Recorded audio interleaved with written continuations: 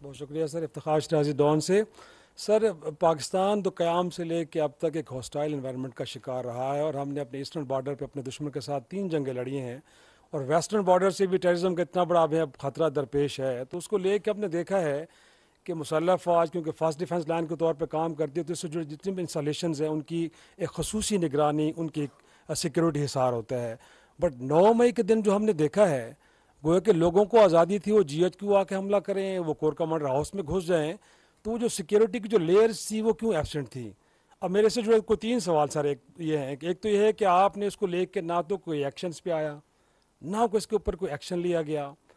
پھر بار بار ہمیں بتایا جا رہا ہے کہ بڑی منصوبہ بندی کے ساتھ یہ سب کچھ کیا گیا ہے، لیکن 9 مئی سے لے کے آج تک نہ تو ہمیں مرکزی منصوبہ ساز کے بارے میں بتایا گیا، اور نہ ہم سے لگتا ہے کہ اب تک گرفتار کیا گیا ہے. اگرچہ سیکنڈری جو رولز ہیں ان کو تو آپ سزائیں بھی دے چکے ہیں. اور ایک ایسا شخص کہ جو مسلح افواج کے سسٹم کے اندر اتنا پینیٹریٹ کر گیا کہ اس نے lieutenant general, major general, brigadier rank کے لوگوں کو انفلوئنس کیا ہے، آج تک ہم اس کا نام نہیں جانتے. اور تیسری بات سر یہ ہے کہ کہا یہ جا رہا ہے کہ ایک مخصوص جماعت سے لوگ اب اس جہاز سے نیچے اتر رہے ہیں، ایک پریس کانفرنس کرتے ہیں، اس کے بعد وہ گھر چلے جاتے ہیں، اور کہا یہ جا رہا ہے کہ ایسے لوگوں کے لیے کوئی سزائیں نہیں، اگر وہ ملوث بھی ہیں 9 مئی کے واقعے میں تو ان کو آزاد چھوڑ دیا جائے گا. تو سر اس کو لے کے ایک تاثر بن رہا ہے کہ شاید یہ پھر بائی ڈیزائن سب کچھ ہوا ہے، یہ اتنا کوئی بنیادی طور پہ حقیقی نہیں تھا جو کچھ ہوا ہے 9 مئی کو. آپ نے بہت سے سوال کر دیے، آپ کے حصے کے بھی کر دیے ہیں، آپ لوگوں کے ذہن میں یہ تھے.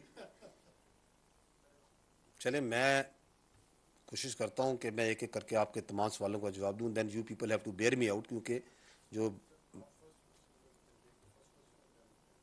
اینڈ واٹ واز دی، آپ اگر اس میں سے ایک سوال جو آپ چاہتے ہیں، کیونکہ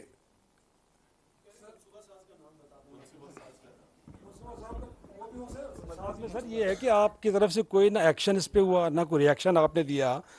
لوگوں کو ایک فری واک ملی ہے اس دن، وہ گئے ہیں، سب کچھ کرتے رہے ہیں، لیکن جو مسلح افواج کی جانب سے آئی سیکیورٹی تھنک کہ کے یہ جو دوسرا پارٹ ہے نا، دس از کنسرننگ یو مور، تو میں پہلے اس کو ایڈریس کر لیتا ہوں کہ جی کہ یہ کیسے لوگ پہنچ گئے، کیسے جلاؤ گھراؤ ہو گیا اور سب کچھ ہو گیا. آپ نے کہا کہ سیکورٹی ہوتی ہے، انسلیشن ہوتی ہے. دیکھیں 9 مئی کا جو واقعہ ہے وہ ایک آئسولیشن میں نہیں ہوا، اچانک نہیں ہوا. جب ہم یہ کہتے ہیں اس کی منصوبہ بندی تھی، اس کے پیچھے ایک سوچ تھی، ایک مقصد تھا، تو اسے ویکیوم میں نہیں آپ دیکھ سکتے. 9 مئی کے واقعے کا مقصد یہ تھا کہ فوجی تنصیبات کے اوپر لوگوں کو بھیجا جائے، حملہ کرایا جائے، اور فوج کو اشتعال دلا کر فوج سے رد عمل لیا جائے، فوری رد عمل لیا جائے. کیونکہ اس سے پہلے ایک کئی مہینوں سے لوگوں کی ذہن سازی کی جا رہی تھی، فوجی قیادت کے خلاف، فوج کے خلاف ان کو بھڑکایا جا رہا تھا، اس کے خلاف ان میں نفرت ڈالی جا رہی تھی.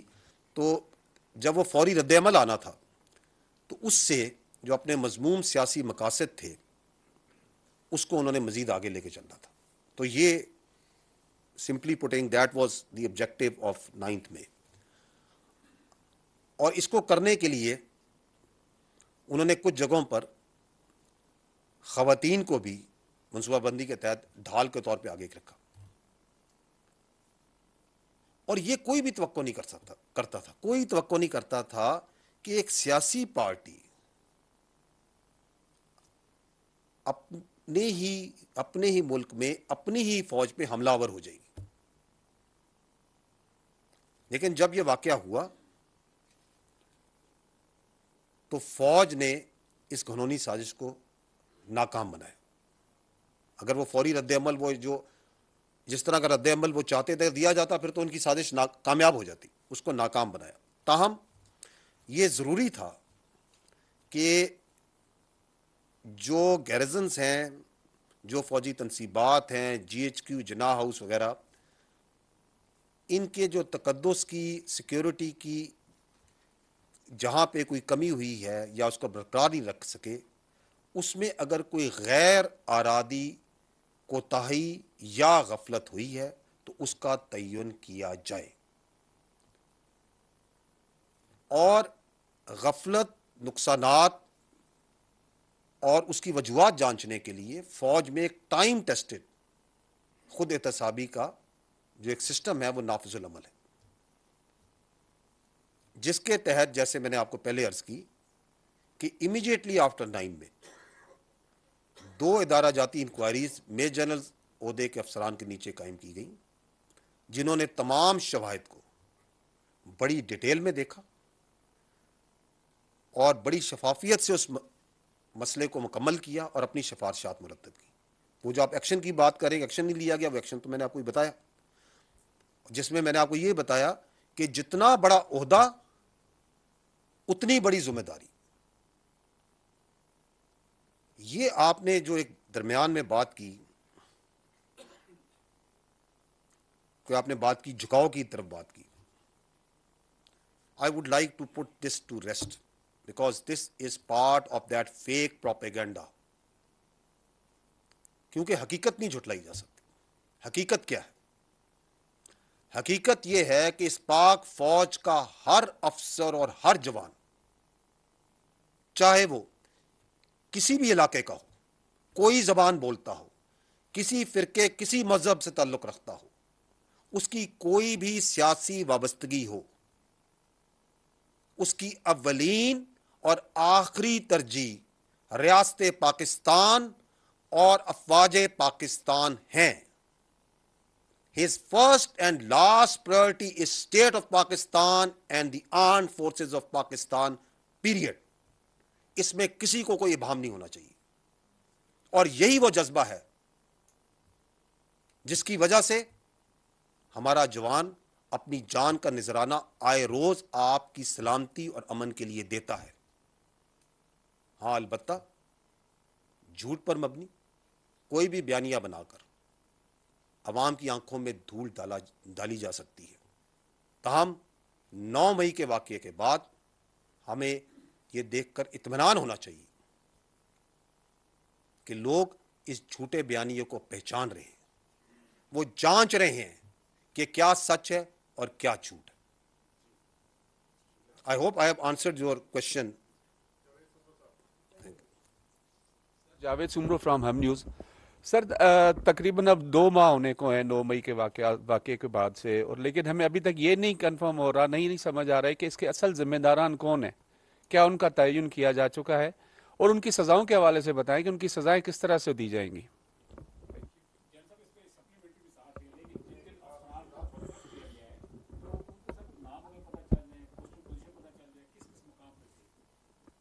دیکھیں، اگر میں نے آپ کو پوسٹنگز پوزیشن نام بتانے ہوتے تو میں پہلے ہی بتا دیتا۔ I would not have waited for your question. Important point ہے آپ نے ریز کیا ماسٹر مائنڈز کا، منصوبہ سازوں کا۔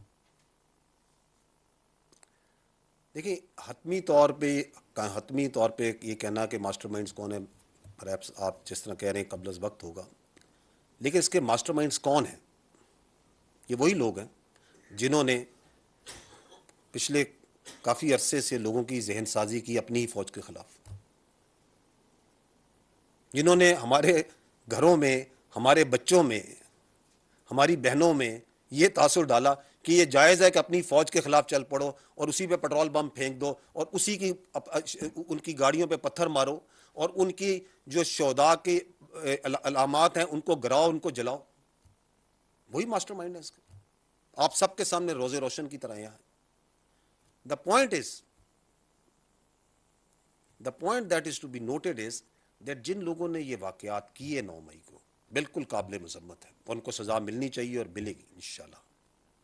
اس سے زیادہ اہم ہے کہ یہ جو منصوبہ ساز اور سہولت کار ہیں، اگر ہماری قوم نے 9 مئی کے واقعے سے آگے بڑھنا ہے تو ان کو بے نقاب کرنا اور ان کو کیفر کردار تک پہنچانا ضروری ہے۔ اور میں پلیز، یہ پوائنٹ امپورٹنٹ ہے، میں I'll come to your question، یہ پوائنٹ امپورٹنٹ ہے، پلیز یہ سمجھیں کہ ایک سانحہ 9 مئی اس وقت تک انصاف کا منتظر رہے گا جب تک اس کے منصوبہ سازوں اور سہولت کاروں کو کیفر کردار تک نہیں پہنچایا جاتا۔ اگر ایسا نہیں ہوگا